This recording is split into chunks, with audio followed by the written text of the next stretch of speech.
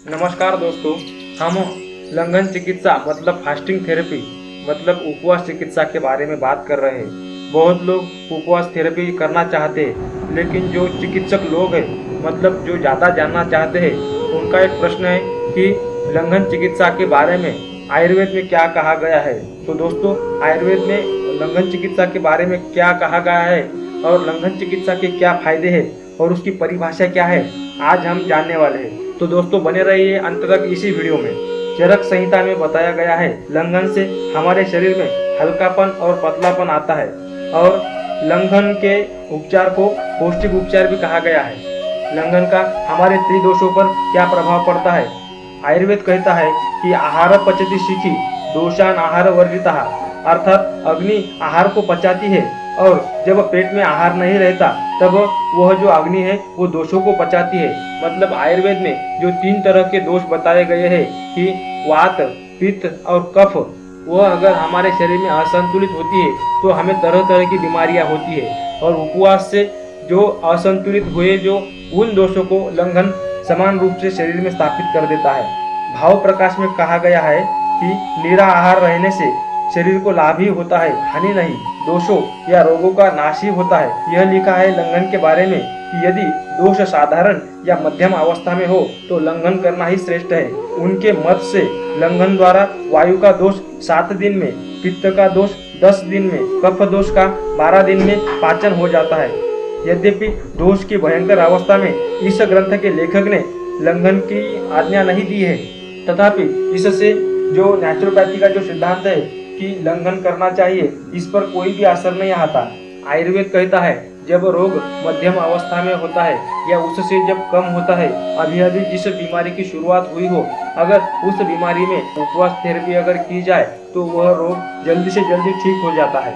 यदि दोष का आरंभ हुआ है तभी से अगर लंघन चिकित्सा का उपयोग करना शुरू की जाए तो उसी दोष का तुरंत नाश हो जाता है। सुश्रुत संहिता के अनुसार शरीर को हल्का करने वाली सभी क्रियाएं लंघन के अंतर्गत आती है और चरक ने वायु सेवन और व्यायाम आदि को भी लंघन चिकित्सा के अंतर्गत माना है।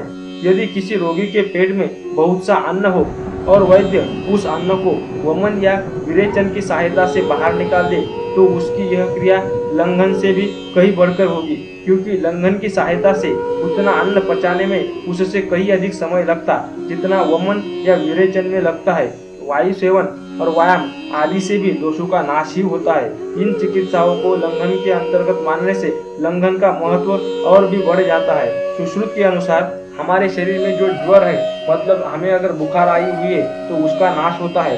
हमारे जो जठराग्नि है उसका दीपन होता है, मतलब वह बढ़ता है।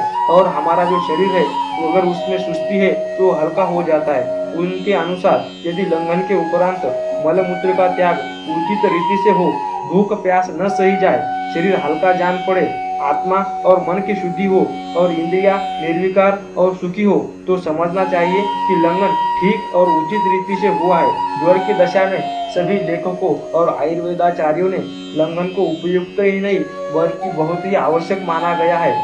एक आयुर्वेदाचार्य कहते हैं, नवीन ज्वर का क्षय लंघन की सहायता से करे और आत्रेय ऋषि की आज्ञा है कि ज्वर के आरंभ में लंघन करावे।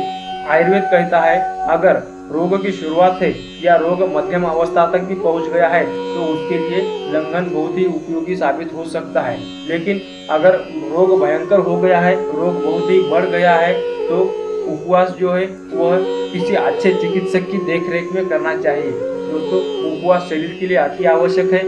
हम वह जो उपवास है वो एक तो 15 दिन में एक बार या कोई व्यस्त जीवन शैली में रहता है, महीने में 24 घंटे का उपवास अति आवश्यक और कठोर रीति से करना चाहिए।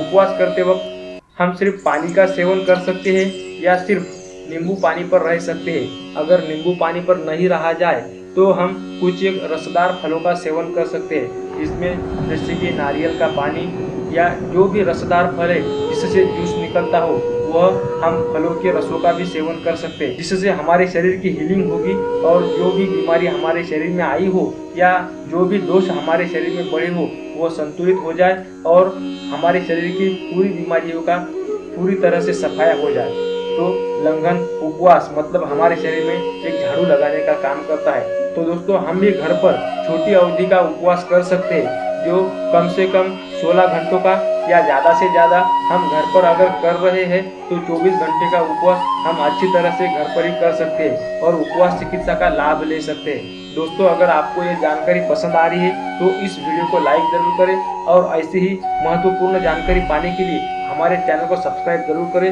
हम आपके लिए नई नई जानकारी लाते रहेंगे। पूरा वीडियो धैर्यपूर्वक देखने और सुनने के लिए दिल की गहराइयों से मैं आपका आभारी हूँ। धन्यवाद।